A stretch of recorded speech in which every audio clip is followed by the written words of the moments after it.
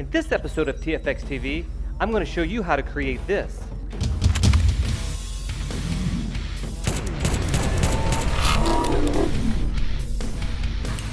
It's time for Tfx TV. Let's plug in.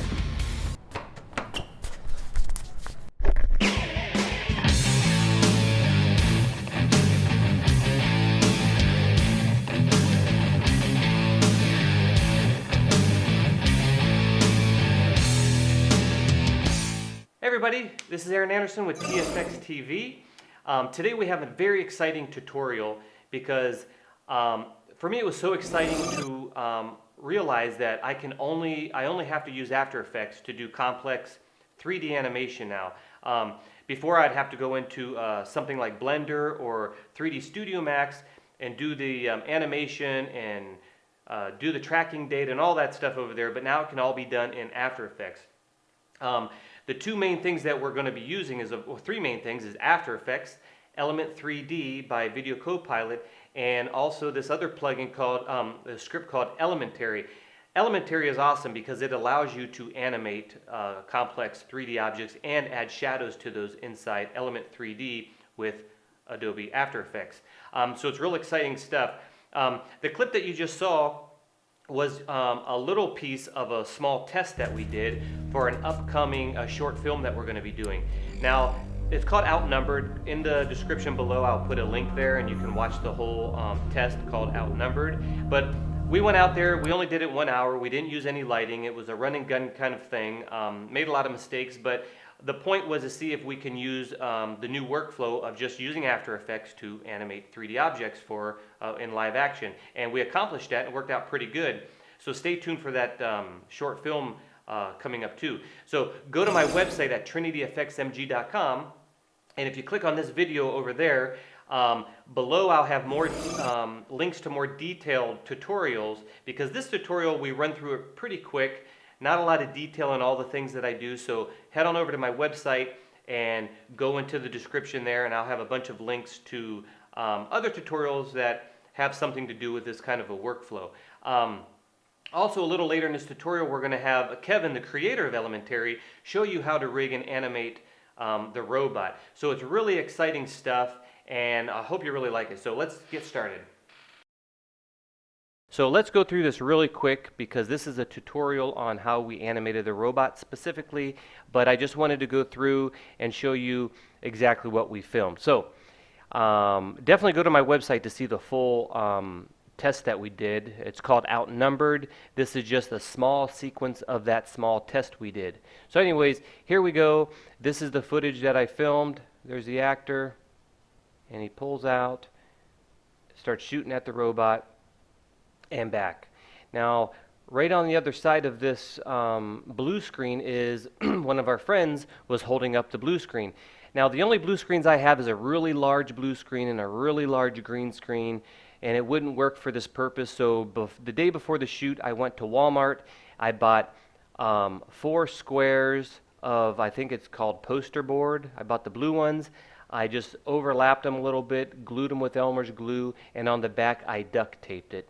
And you can't see it here, but our friend's fingers are right here holding the blue screen and right over here holding the blue screen, and this is the shot we did. So after we got that shot done, I went over here and I added key light. By adding key light, I'm not going to go through the details, other tutorials out there for this, but you get the blue screen to be gone there, and now of course it's not perfect here, that's not what the tutorial is about, but we keyed out the blue. Okay, then what we did to get the plate, I basically did the exact same thing. I don't know if you can see that on here, but here's the actor. It's the exact same shot, but now what I did was I exposed, instead of exposing for the actor, I exposed for the background, and I just mimicked the motion right after we did that other shot you saw, and just stepped out with the camera and shot a blank plate. What I did here was I found a spot like right here that's long enough for our action shot, and I went ahead and I added warp stabilizer. I set it on no motion, and now we get this absolute 100% static shot. Okay, so what I did here is let's go back to the blue screen. We go to the plate. I added the plate underneath over here. Actually, let's just take this down to the end of the shot that I liked, actually. Sorry for this here. Right there. So there we have it. We've got our actor coming out, and there is, whoops. Let's make sure we got it all in there. There. Okay, so that's how we did that. Now, in order for this plate to, go along with the motion of this shot, one thing you'll notice that we forgot to do when I was on the set was put tracking markers on the blue screen. It's very important that you put tracking markers on the blue screen, because what is there to track? Well, thankfully we have this wall over here that we can use Mocha and track the wall, add the tracking data to a null object, and parent this plate to the null object, which we will do right now. So here we are in Mocha, and here is our clip. Just like that. What I did in After Effects was I rendered out, because I shot this with the Sony NEX VG20, and it creates MTS files. That's the AVC HD, and Mocha does not work with those kind of files. So inside After Effects, I just went ahead and I rendered out a MOV file at H.264 at a medium quality. And once I did that, I opened up Mocha, and I came over here and I clicked Create New Project, and I found that file. Because if you don't do that, it will not see the MTS file. So here we are. All you got to do is click on this Create X-Spline tool, and you want to come over here and just create a little box. I'm just clicking my left mouse button to make the points. Then when you're finished, all you have to do is right click your mouse and it unattaches it there. Then you come down here and you go track forward. And as this tracks forward, when his body starts getting into this frame, I'll just pause the video or the tracking, and then I'll just move all these. So see, he's starting to come into frame here, so all I do is just do that, and then I track forward. And we will do this all the way till the end of the clip.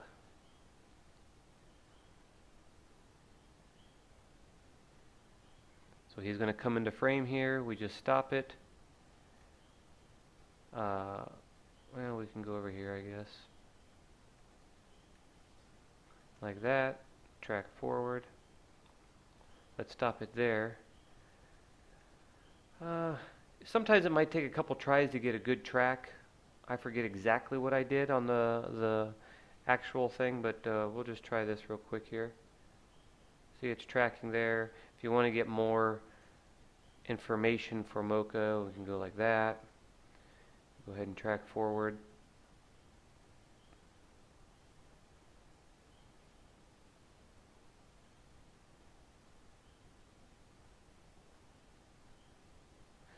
Now while that's tracking, I use Mocha to track because we weren't using, the camera wasn't moving in Z space, so therefore I didn't need a 3D tracker. All I needed was this planar tracker from Mocha, because the camera is just panning to the right, and it's pretty easy to track that with Mocha like this. You don't need to use the 3D tracker. I tried the 3D tracker, but it just didn't work. It just wasn't picking up these points as I would hope. And so then I used Mocha, and it worked pretty darn good. So I'm just going to track this. As you can see, this is tracking pretty good. It's stuck to the wall there.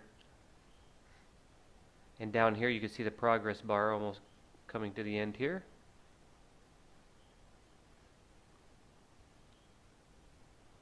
he's going to come back into the frame or into our tracking box here. So we can stop it right there, move this point up, track forward. Let's stop it there. I'm holding, oops, I screwed that up. If you hold your mouse button down, you can move the whole window around. But down here, I'm just rolling my mouse wheel to get back right about there. Let's go forward. Okay, so what we can do is just move this up a little bit like that, track forward. We can bring this back down. I'm doing a very sloppy job here because really I don't have time to do any better here, but you can take your time until it's right. But that looks pretty good. So now what we need to do is extract that tracking data. Export tracking data button right here. You click on that. And we don't want the corner pin. We want to After Effects transform data. Click on that one and then click on copy to clipboard. And we X out of Mocha. And why not? Let's just save it. Okay, so here we are back into After Effects. There's the clip that we just tracked in Mocha. What you want to do is go to Layer, New, Null Object. Make sure you're on the null object, Edit, Paste. And if you click U, you're going to see all the Mocha tracking data. We don't need the anchor point, so shut off the stopwatch, which deletes all the keyframes. And put these to 0. And now you'll see the tracker there is somewhat stuck to the wall, which isn't, it did a pretty good job for the really quick job we did. So then what you do is, let's unsolo these. Go ahead down to your plate and go ahead and pick whip this to the null object. And we should come over here. And where did it go? It's way over here. Let's just move that into place. What I did now was I just basically, see, you can see it bumping around there with the camera. Basically I went to the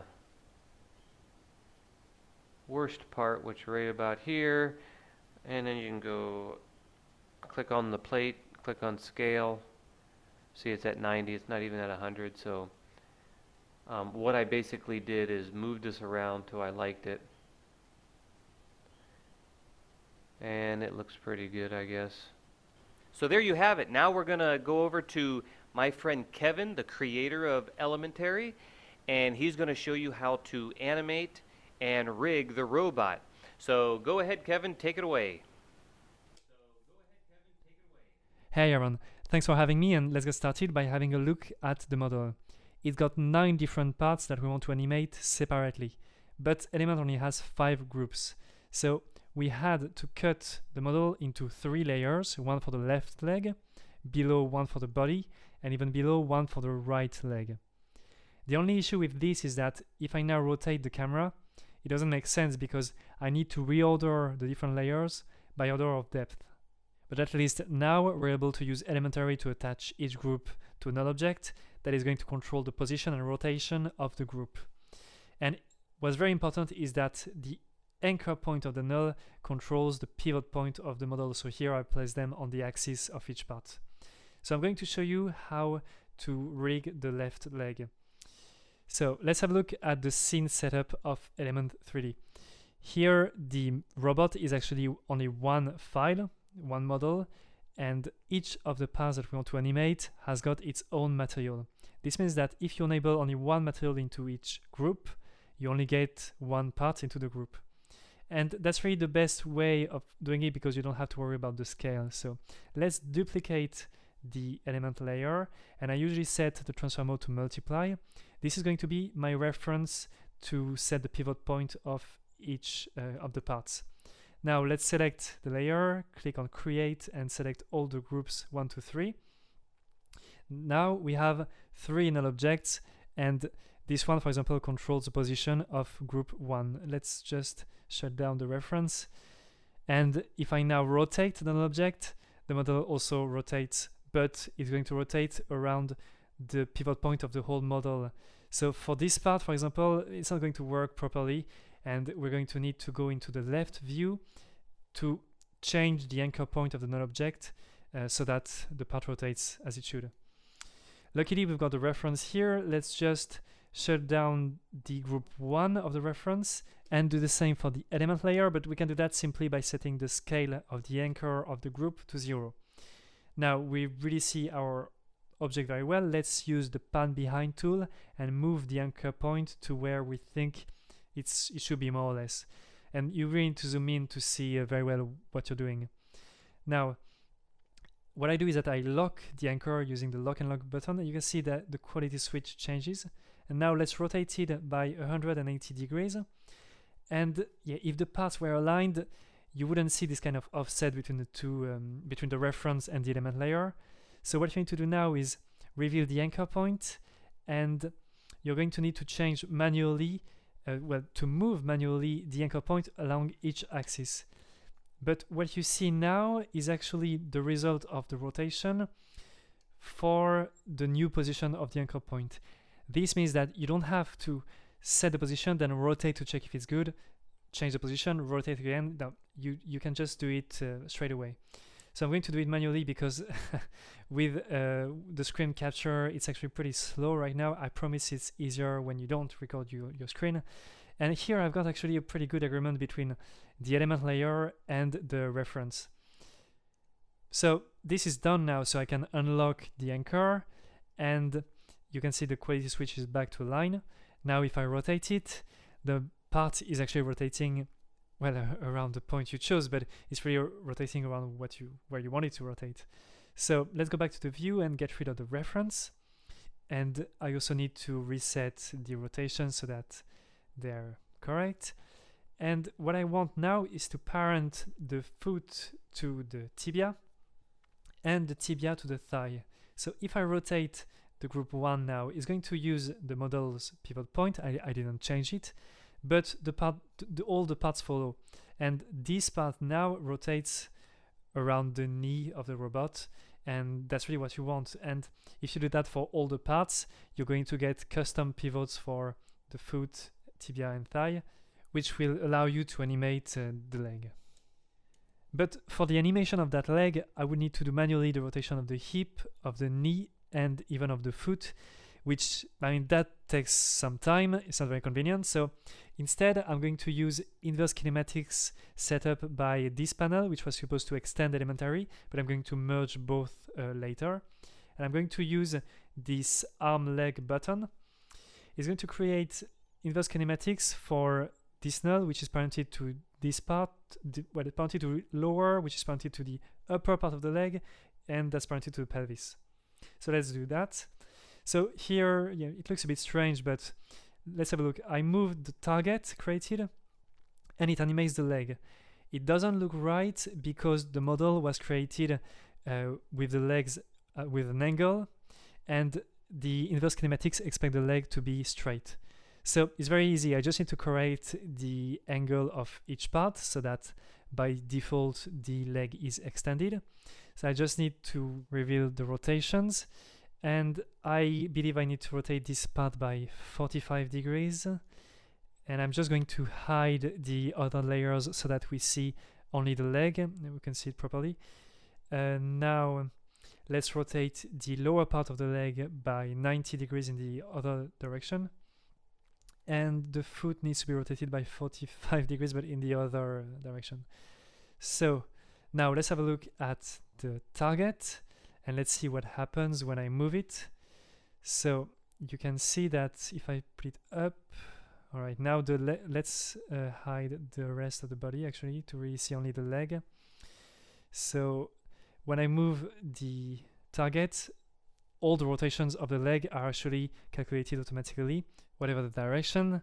So it works in 3D, obviously. So nothing new here. I mean, apart from the fact that we are actually doing inverse kinematics on a 3D model in After Effects, which is pretty good.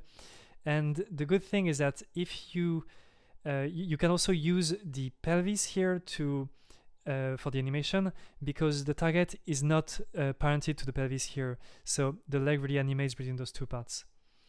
Here I've got the model fully rigged with the 2 legs with inverse kinematics, and I've animated the body by parenting it to, well, I parented the pelvis to a movement null, and then I animated the position of this null. It's going to speed up first, then slow down, then speed up again.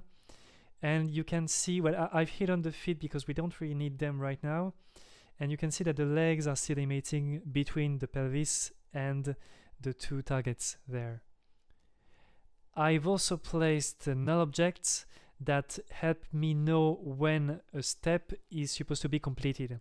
I've chosen a step size of 200 pixels, so those null objects are placed every 200 pixels.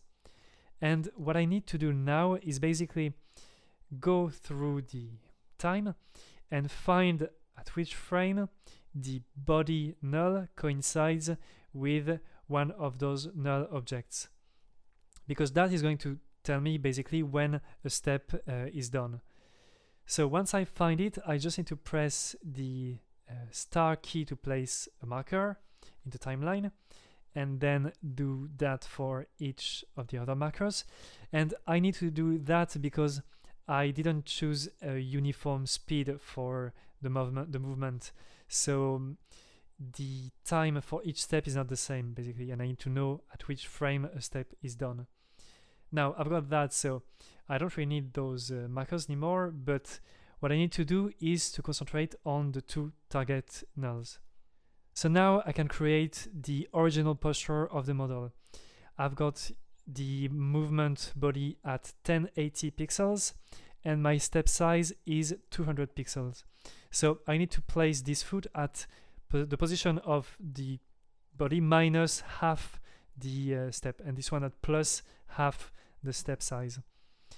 So I also need to keyframe the position of the targets, and I can then move to the first marker I put, and this foot needs to stay at the same place, so I put a keyframe there, but this one needs to move, and it needs to be around there. However, I don't want to do that just by trying, so I'm going to basically enter the value, the position, minus twice the step size this time. And now the foot is where it's supposed to be after 2 steps. For the next step, it's this foot that is going to stay here, and the other foot I need to remove 400 pixels, twice the step size. And next step, this one stays there, the other one moves by twice the step size. So that's really, well, here is moonwalking basically, but that's really the base idea.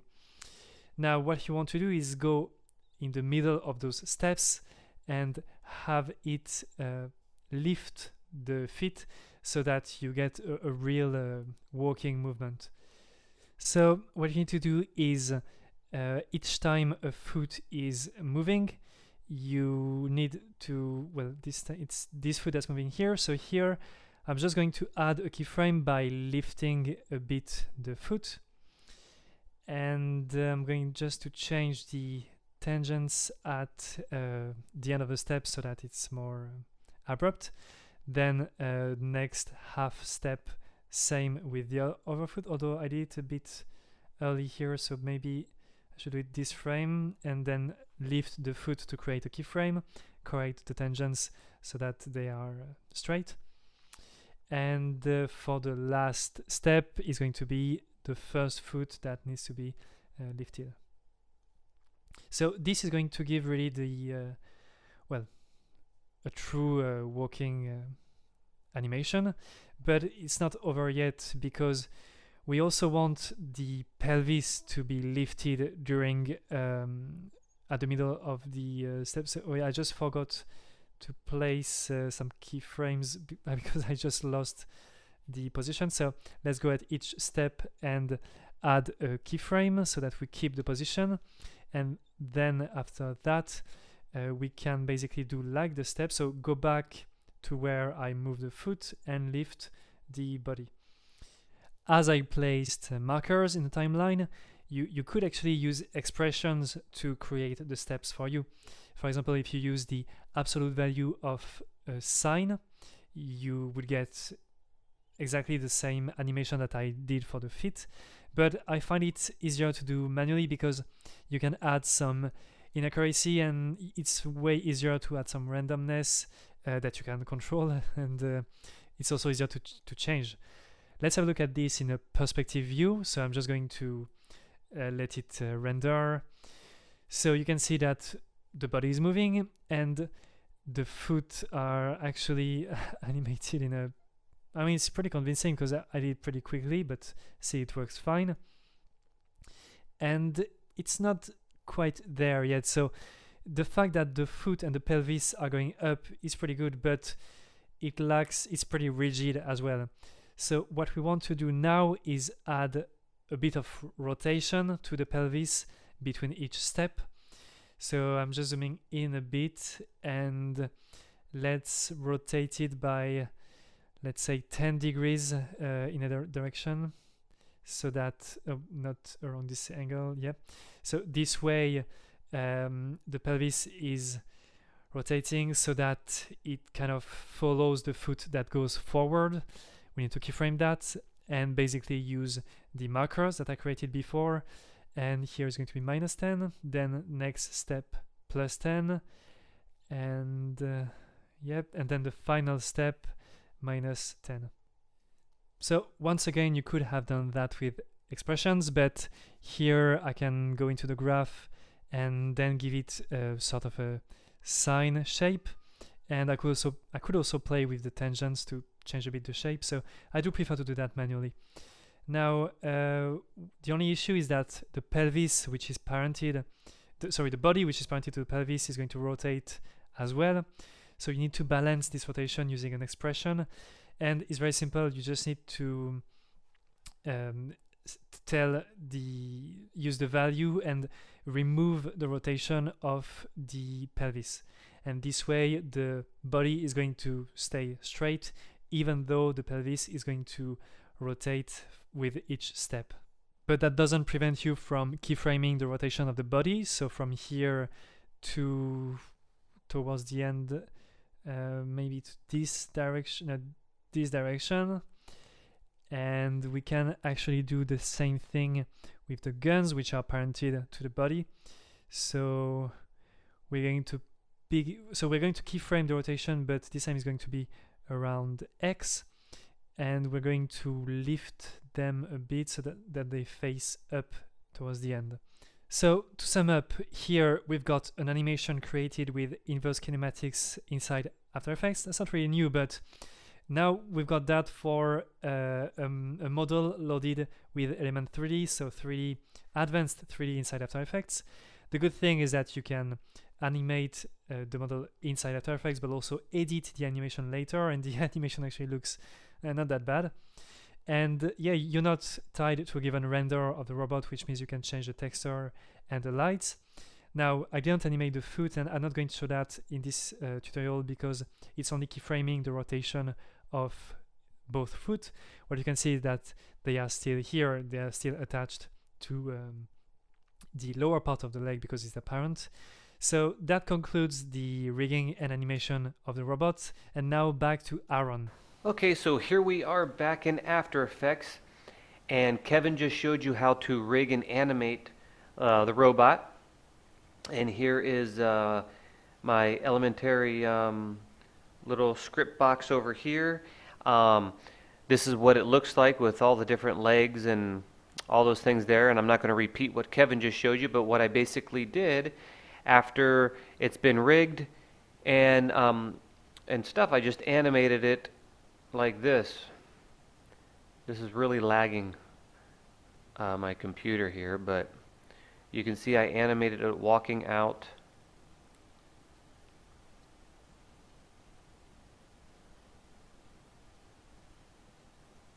And there you can see it.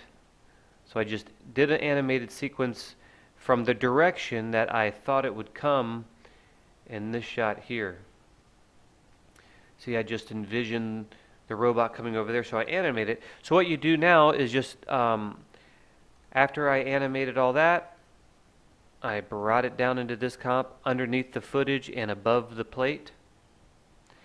And I went ahead and pick whipped the robot comp to the null, and come back over here and shut the floor off. Let's go back over here. So there's the robot there. Sorry for the computer, it's really lagging. I don't know why it's lagging this much, but you can see the robot coming out. Actually, what we can do is press S. This is at 80. Let's scale this up to 100. Okay. And now you can see the robot coming out. He's flipping his guns over here. And you can see the shadows on the ground. I'll go over the shadows here in a little bit. You can see the shadows. Elementary does a great job of creating real-time shadows on your 3D objects. That is like super, super cool. And there goes the robot. He keeps walking. And our wonderful actor, Jose Manuel,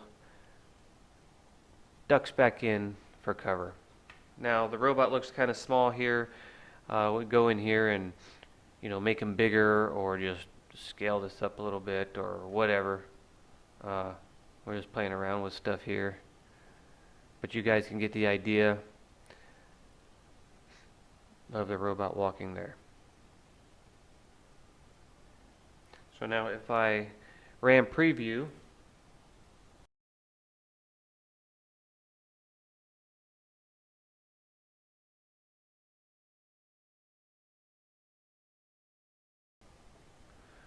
here's the full motion there, and that's it. As you can see, this isn't perfect because I ran through it really quick. Next, I'll show you how to create these shadows that you see under the robot's feet. Okay, boys and girls, now I'm going to show you how to make the shadows for the robot. First of all, you're going to see some shadows underneath the feet. Down in the description, I will show you a link to Video Copilot and Andrew Kramer on how you can create these little shadow marks using ambient occlusion built inside of Element 3D. I'm not going to go over that because he does a really good job of doing that. What I am going to show you is how we create the live shadows of the robot using the elementary script over here. Okay, so first of all, these are basically the parts of my robot. This is making up the 3D object. See, if I shut those off, it's gone. It's on. Okay, so what we first need to do is make a floor. What I did is I went up to Layer, New, Solid, and then all you have to do is make it a 3D layer here. Click on the floor, click on R for rotate, and rotate on the x-axis -90, and that'll make it go flat like the floor. Then I used this the Z handle and brought it down and scaled it up and positioned it to where I like it. This way, by doing this, you'll be able to see the shadows on this surface here. So now you got that. Once you put this in your live action, you don't need the floor anymore, but this helps you kind of see what we're doing here. So what then you need to do is make a light. So basically I went to Layer, New, and create a light, and here's the light settings that I have.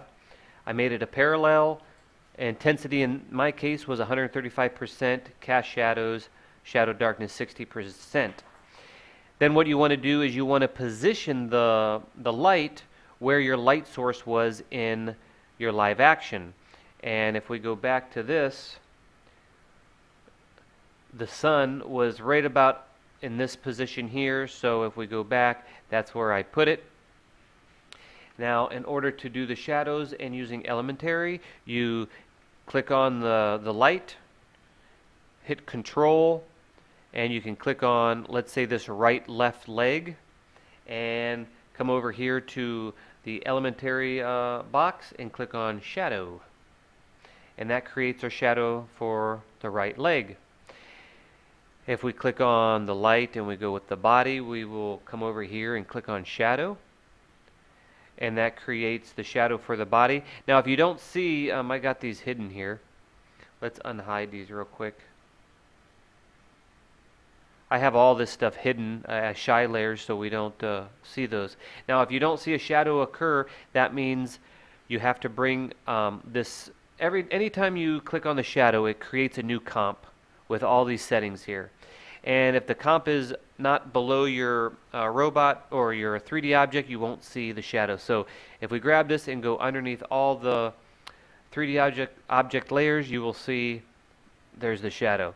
So if we go to the light and we go click on the left leg, click on here, shadow. Again, that's it's been shied. Let's unshy this bad boy. There we go. Let's shy him back. Let's bring this underneath there, and we've got our other shadow. So if we scroll through this,